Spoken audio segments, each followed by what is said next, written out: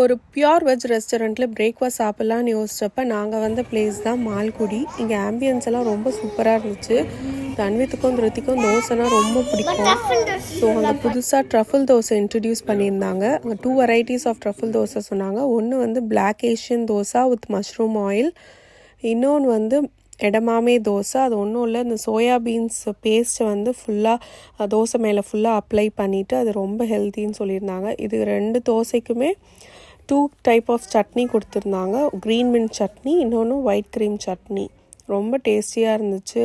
இங்கே யூஸ் பண்ணுற கப்ஸ் எல்லாமே பயோடிகிரேடபிள் கப்ஸ்ன்னு சொல்லியிருந்தாங்க. தன்வித்தும் திருப்தியும் ரொம்ப என்ஜாய் பண்ணி சாப்பிட்டாங்க.